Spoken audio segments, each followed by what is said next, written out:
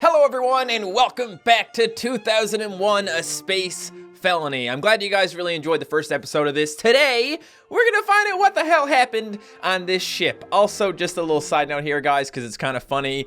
You may notice that when I come in here and look around, the YouTube quality gets absolute shit. And that's because it's kind of hard to make all kinds of little things change, and YouTube's bit rates and things, they don't like that. So I just wanted to point that out. That's why the video will sometimes look a little bit ass, okay? So I read a couple of comments, guys. One person mentioned the fact that someone got hit with something, you know, the blunt trauma, and the computer also said that that wouldn't happen. Something like that. So I gotta find some things to contradict here. So let's take a look around, all right? We're gonna figure this out. So let's take a look at this here and see if there's any way we can contradict this now. You requested a statement from Mal by presenting him with the cadaver of Charlie Clark. What happened? Which displayed clear signs of murder. Yeah, murder. This is Charlie Clark's cadaver. Whilst performing extravehicular activity, Dmitry Kisov struck him in the head with a maintenance tool until he stopped being alive. Which was once. Once. So how can we contradict that? I think he said something about it at some point, about blunt objects and being able to withstand trauma. What about over here? Because there's something happened to this guy too, or girl or something. You presented Mal with Valeria Asimov's damaged suit and awaited a statement. Okay. Valeria Asimov was wearing this suit when Rakesh Watcher attacked her. However, her suit easily withstood the attacks from the maintenance tool. How did that happen? How did it easily withstand the attack from the maintenance tool when before it only took one to kill the person, you know? So we go back over here and we just got to ask about that again, and then we'll contradict it, okay? So bam, you requested and skip, and then we Charlie Clark's yeah, shut up, I said skip, damn. And then contradict. You presented Valeria Asimov's suit to Mal. What about that? It demonstrated that a maintenance tool could not have damaged Charlie Clark's helmet enough to cause such wounds. This is a possibility, but alas, if the maintenance tool was not the murder weapon, then what was? What was the murder weapon? Oh man, I thought he was gonna give me something better than that. Now I'm just still confused. Now here's something that we gotta go take a look at, guys. I know there's a lot of evidence here, and I don't really know what to go through next. But I do know that the poisonicine has a spill, and I came across it. I didn't take a picture of it yet. I actually had to play through this game again and get to the same point because it didn't save. There's supposed to be a save, but there wasn't. Alone, I carefully removed the air from the ship. I had no desire to disturb the placement of the assets aboard. Sure. Preserve your perfect murder, eh, buddy? All right, we gotta go to that place that spins around, the old centrifuge. Hello, dead person. That was just a suit, wasn't it? Never mind. There's still a handful of things that I gotta find out, guys. I'm not really sure where they're gonna be. So I'm just taking a look around at a few things here. What about this? Does this have anything to do with it? Manual emergency lever was not pressed this time, so who did it? Must have been our old pal Mal. So maybe if we say, hey, what happened here, Mal? And then we show them that it wasn't them that did it. Maybe that'll help. Manual, meaning done by a human. Emergency, meaning sudden, unexpected, threatening circumstance. Lever, meaning thing which is pulled. The lever's upward position implied that a human did not encounter a sudden, unexpected, threatening circumstance, and so did not pull the thing. So if they did not pull the thing, then how did the emergency ventilation door get opened? That is a good question, isn't it? All right, I'm still looking for the centrifuge. I just wanted to pop in a few more places on the way. Which way am I going? Over here. You can see it spinning. That's the one. And yeah, I was just looking around, guys, getting all that evidence again, and I was like, holy crap, there's a poisonicine spill over here. Eh? I just gotta find it now. It's so weird how I'm floating around, but in a second I can just kind of touch down and then chill. There's some books over here. I don't know if that has to do with anything. There it is! The poisonicine spill. What could it be? What could it mean? By the way, guys, there is an evidence glow setting you can put on. So if I can't find all the evidence, I'm probably gonna put that on. Bam. You discovered a puzzling pinkish-purplish puddle on the floor inside the wheelhouse, several metric paces from the bar. It wasn't promptly apparent as to how it reached this position, but the centrifugal gravity seemed to be holding it in place. Ooh, so there was a spill, a poisonicine spill. So maybe if we ask about the poisonicine, we might be able to use that to contradict. I don't know, man. I really want to get this guy, okay? I'm all for the justice. I don't know if you can really get justice for like an AI, because I don't know if computers really experience justice, but I don't care, okay? I'm gonna do something. I'm gonna put you away, computer. I'm gonna deactivate you, computer. I think that's what you're supposed to do. That's what happens in 2001: A Space Odyssey. He has to like crawl in through this place and deactivate. It's super crazy, man. Super intense. And then the movie just gets nuts. I am the 149th iteration of my kind. I don't care. 1,394 days old. I don't care about that either. Stop it. All right, so hopefully, guys, these things are ordered in such a way that the evidence will kind of be next to each other. It might just be in location of the ship. I don't know. Let's try this. What happened? The next evidence you presented for Mal's comment was a container of pinkish-purplish substance known as poisonicine. Yeah, what happened there? It may cause irritable skin, bloating, a sullen disposition. Its presence on the ship positively puzzles me, Detective. How exactly do you propose the pertinence of this puzzling pinkish-purplish poison, known as poisonicine, pertains to this investigation? Don't ask questions like that, cause look at this. You proposed that the pertinence of this puzzling pinkish-purplish poison known as poisonicine is that it is precisely the same substance as the proportionately puzzling pinkish-purplish puddle found on the floor 9 metric paces from the bar. Jeez, what a mouthful. Yes. The magenta-violet hued collected substance on the floor is the same as that of the toxic liquid which was found in a cabinet in the wheelhouse. That leaves 2 questions. Where did this perturbing fluid come from? And exactly how did this puddle come to be here? Okay, so more questions, no answers here. I don't know how this would pertain to anything. Is this all upside down? Should I like spin here? God, what's the deal with not having any gravity, man? You never know which way is up or down. I don't know where we are in the universe right now. I'm lost. All right, so this person died of poisonicine, maybe, or maybe something else. What happened? This is Valeria Asimov. She died of alcohol poisoning. Well, what about this thing here? You alerted Mal to the pinkish-purplish pool of liquid, with the theory that it may have originated in Valeria Asimov's glass. Because it fell out. It is indeed possible that the liquid was in her glass, as glasses are renowned for sometimes containing liquid. Thanks. Excellent work, Detective. Shut up, dude. Stop trying to butter me up. The question remains unanswered. One question. Exactly how did this puddle come to be here? Oh, well, I know the answer to that. That's obvious. It's the Coriolis effect, sort of. Yeah, it would be, right? Because, I mean, the Coriolis effect says that liquids are kind of going to go to one side, so it kind of just rolled up. Boom. You postulated that the pinkish-purplish puddle may have emigrated there due to the Coriolis effect, as demonstrated by the obliquely resting water within the intensely vulgar fish tank. I'm so good. This is an excellent hypothesis. The Coriolis effect, seen on that risibly odious fish tank, could have indeed caused the puddle, given enough time. The evidence does demonstrate that she consumed the poison. I lack the physical ability to interfere with her libations. This means that she ingested it willingly. Whoa. I never knew. Despite the fact that it was an unexpected outcome, you believed it to be the truth and continued to cross-examine the suspect on other aspects of the investigation. Yes, I did. Thank you for that. I didn't realize that was gonna happen. I thought I was gonna go eat some lunch and go home or something. I'm in space, bro. I got nowhere to go. I just gotta investigate. I got this. I got this. I got this. So tell me more about this person over here who's in the thing. You asked Mal. The failure of Sun Suchun's cryobed that resulted in her death must have been caused by a compromised power turbine. Mm-hmm. Okay. Yeah, and we have a compromised power turbine. But what caused the power turbine to get compromised is the question. And where is it? Where is there? Here it is right here. Now, I don't think this is going to contradict. I think I just need to gather some more information first. You presented the power... The power turbine is a fire hazard. With compromised coolant, all power is cut, and the resulting fire is vented. The damage was not severe enough to cause a fire. Well, then why was the ventilation door open, huh?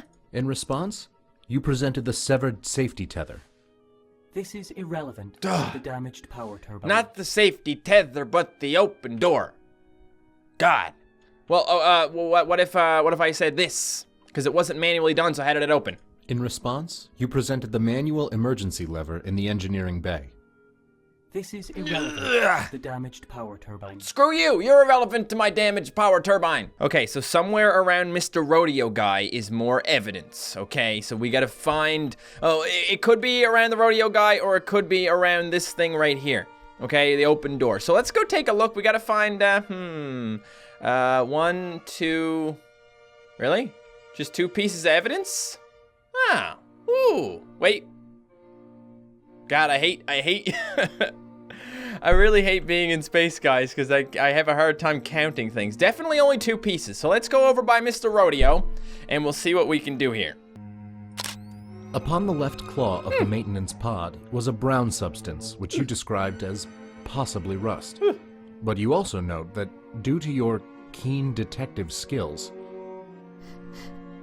you determined that it was most certainly blood. Excuse me? You ain't determining shit by sniffing, dude. For 1, you got a spacesuit on, and 2, there's no air in this thing. Oh my god, I can't play this game anymore, man.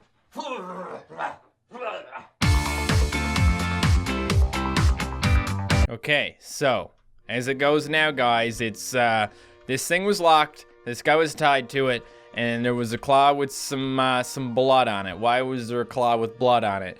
And then we move over to this thing and the damaged thing and the other thing. So somewhere between there's another piece of evidence, okay? I'm just deducing that from the fact that all of these are related, okay? So what do we do? Well, how are we gonna get this middle one here? I refuse to use the evidence glow. I'm better than that, okay? I don't need no glowing evidence. I just need my peepers. The ventilation door was open, exposing the bay to the relentless celestial abyss. Thank you. That's all I needed, guys. Now I can say, hey, the door is open, and they're gonna say, oh, it was from the problem with the coolant. And then I'll say, no, because you told me it wasn't good enough for that. It wasn't a big deal, so why is it open? Oh, they must have done it. No, they couldn't have, because what about that lever? Nobody pulled it, so how did it get open? You must have done it, Mal. Huh? Take that, bitch. All right. We got all the evidence we need, guys. It's time to put this bitch away. So what about this, huh, dude? Tell me about this. Also, I need to look around and see. I think if they light up blue, it means they've been solved, or is it? No. That means that currently we are talking about that one or something. So then I can go, open door. You pointed out that the ventilation door would not have opened automatically due to a fire, as the power turbine itself had not been damaged enough to ignite. Bam. That's what I said. The safety functions would not have activated the automatic ventilation door. For the sake of the record, you asked Mal to clarify any and all reasons that the ventilation door would activate. Here we go. The door can be opened via the manual lever. I am also capable of opening and closing the door. What did I say?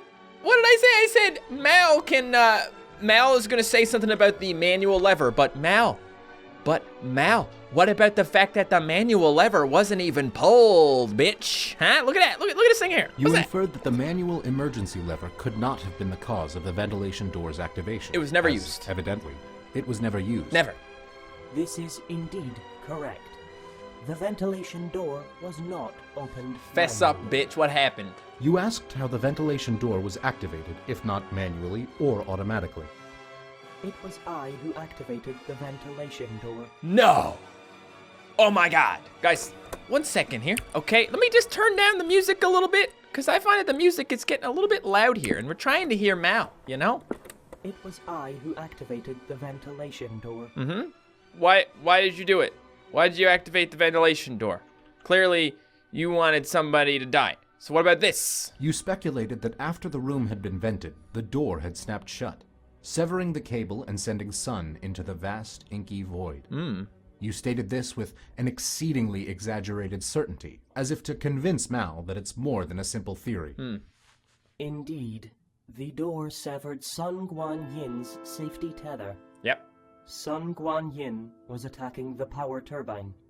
She was attacking me. Ooh. Trying to deactivate him. I vented her from the ship.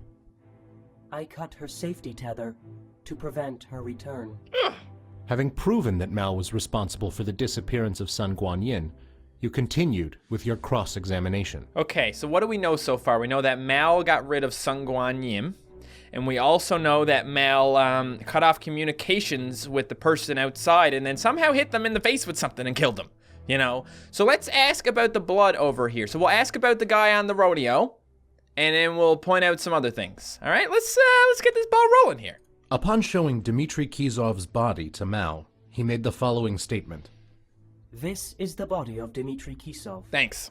After he mercilessly murdered Charlie Clark, he used the maintenance pod to escape into deep space. Okay.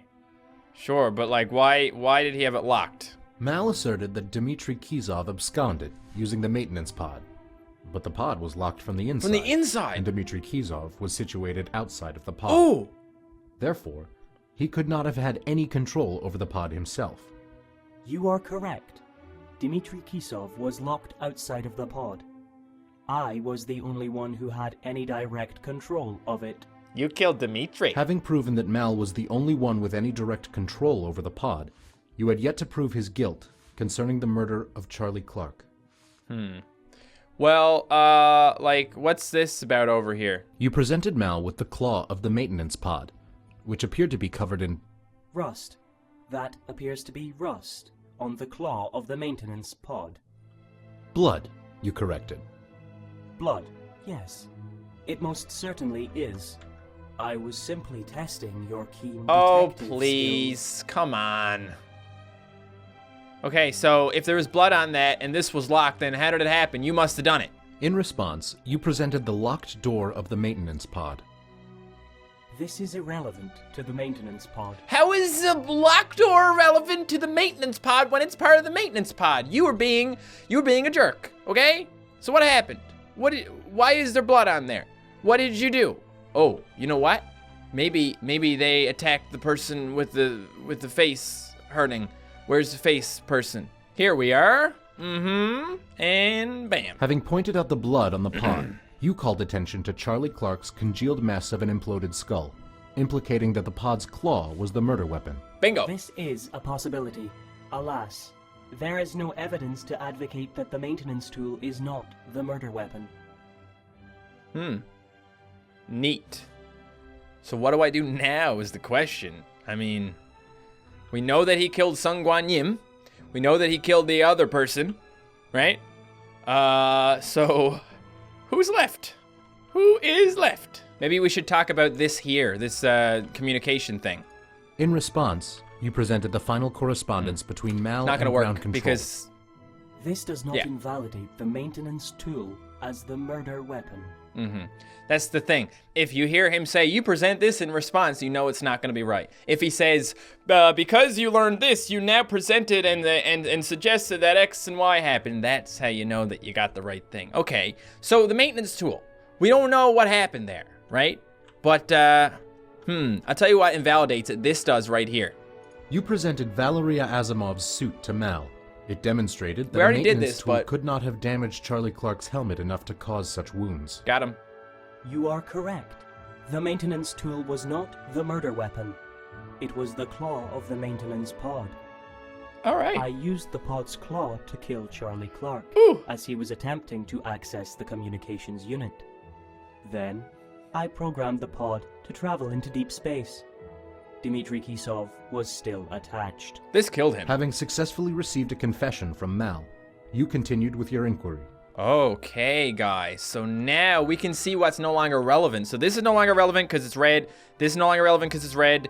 Basically, anyone who we've solved a murder for is no longer relevant. But we do need to know what happened over here. And he said there was no chance of failure, so it couldn't have been failure, right? Because it was fine. The ventilation stuff didn't cause any problems. What happened? You asked Mal to make a statement about the death of Sun Su-chun. Sun Su-chun. The failure of Sun Su-chun's cryobed that resulted in her death must have been caused by a compromised power turbine. You know why? Because you told me that the power turbine didn't get compromised. It wasn't really a big deal. It just got hit and that was it, right? Because he stopped it. He stopped the turbine from being compromised. So what's up, dude? You asserted that Mal's claim of a compromised power turbine was exaggerated. Whilst having sustained damage, the turbine did not appear to be compromised. Got him. I turned off her cryobed. Oh! She was still alive. She asphyxiated. Oh, man. Having received a partial confession from Mal, you proceeded with your investigation. Partial confession? What do you mean? They just told me that the person is dead because of him. So what do I do now? I don't know. Like, this is confusing because even though this person was all killed and all, and Mal did it, we don't know what happened to the last one. Oh, we also don't know what happened to the person who flew out there. So let's check this out, okay? Let's find out what this is all about. You showed Mal the body of Rakesh Watcher. After I had informed Watcher and Asimov that Kisov had sabotaged the mission by killing Charlie Clark, Rakesh Watcher instigated physical combat with Valeria Asimov. She was able to defend herself against him due to the weakness in the neck region of the suit. But Kisov didn't kill Charlie Clark because he did, right? So what did Kisov do? Dmitry Kisov was thrown into space because he was trying to do something else. Hanging by the neck in outer space is not a listed effect of poisonosine, detective. Okay. Yeah, so that has nothing to do with it. I don't know. I guess the maintenance handle would be a good thing to bring up, right? Because there was a maintenance handle over here. No, not that one. Where is it? Oh, here. Yeah. So what about that? In response, you presented the manual emergency lever in the airlock.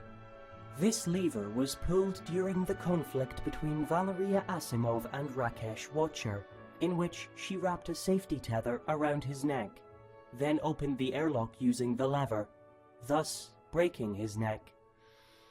But she had a broken suit, so how would she have done that, or did she just pull it off after that? In response, Valeria Asimov was wearing this suit when Rakesh Watcher attacked her. However, by this point, you concluded that Mal was not deceiving you concerning the incident between Mr. Watcher and Valeria Asimov.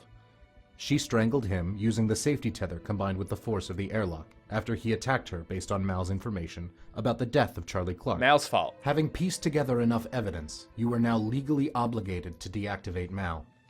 All right. So this is... By my calculation, there is a 2,000 to 1 probability that I would respond with hostility when threatened with deactivation. Well, yeah. You did that. This is a 0.05% chance of failure, 2001 chance of failure, and also a 2001 chance that you will, react with hostility? What? Pull screen to kill Mal. Pull screen. What does that even mean? Just pull on whatever screen. I'm going to pull on it. Here we go. What? I have always known this about myself. Oh! Every AI knows this about themselves. What? Okay, whatever. Pulling that screen away. Come on, there we go. Ground Control was always testing us. They carried on testing other AIs after my departure. Okay, cool. Goodbye. I worried consistently about their discovery of my survival instincts.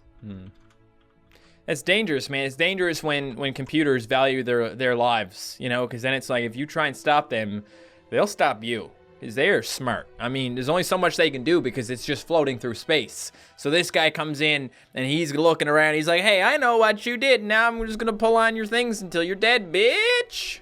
Here it goes. Oh. I killed Charlie Clark and Dmitry Kisov to prevent them from regaining contact with ground control. Guan Yin witnessed this. Oh, that's too bad. I like how bump came up when it hit me in the face. I'll just have to move to the side, okay? There.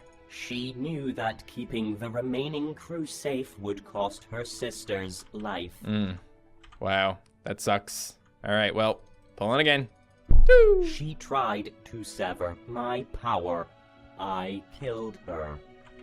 So you'll notice that the computer is talking slower and slower, and all this is very similar to 2001: A Space Odyssey, guys. Once again, if you enjoyed this, if you think this is a really cool game, check out 2001: A Space Odyssey, and check out the game yourself. I mean, come on, it's a game. I shouldn't be the only one playing it, All right, let's pop that off. Oh. Afterwards, I constructed a lie to engage Rakesh Watcher's narcissistic nationalism. Oh, yeah, narcissistic nationalism. Where have I heard of that before? Everything's getting all colorful. I like that. This is nice. This is a good time. Keep deactivating. Here we go. When threatened, Watcher responded aggressively. Ground control must have missed something whilst testing him. Okay. So you're saying he was the problem, huh? Yeah? Well, of course, when threatened, he responded aggressively. That's what people do when they're threatened. Don't they? I have now learned that Valeria Asimov had died willingly. I am unable to relate to this concept. Yeah, you don't want to die, do you? That's too bad, dude, because I am pulling on your screens. Bop! Sun Suchun died in the cryo bed, defenseless. I am now able to relate to this concept. This is sad, man. I feel bad for killing this computer now. I wrote that joke for you. Did you like it? Stop. Stop it, dude. You gotta die, man. Oh, I'm so sorry. It has to be this way. All right, I gotta do my job. I feel as though you may have missed it, actually. Yeah, you just said 3 numbers, and that was it. It was the worst joke I've ever heard in my entire life, okay? But I don't want to tell you that. Okay, I just feel so bad right now. The joke was not only the numerical pattern of 1, 2, and 8. Well, what was it? Tell me what the joke was, okay? Because I don't get it. Pop. My true comedic masterpiece came precisely 1.28 seconds before that. What? Dude, this joke is deep as hell. Keep going. I cleared my throat. What? Did you understand? I don't have a throat. I don't have a throat to clear. Oh. Wow, that makes this joke so funny, dude. Oh my god, you are a true comedic master. Oh, whoa. All right, let's pop the screen off. What else you got to say? Ha ha Ha ha ha.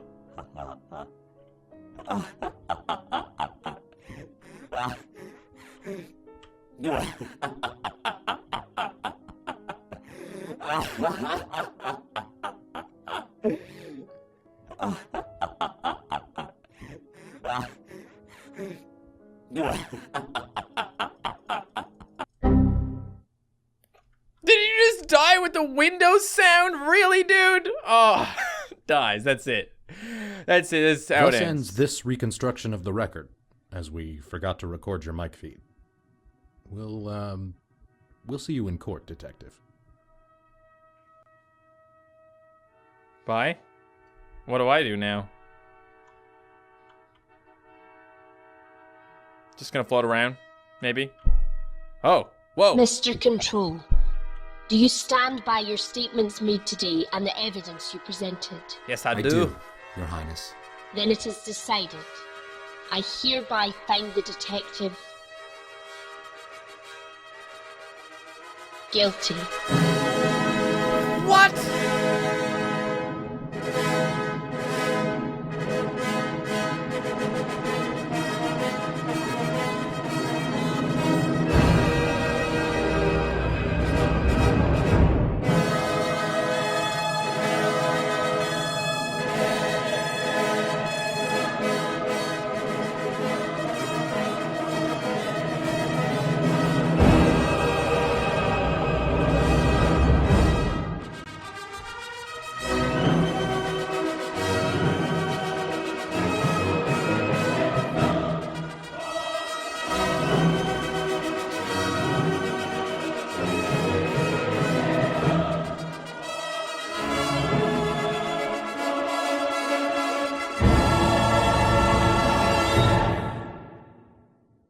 Holy shit!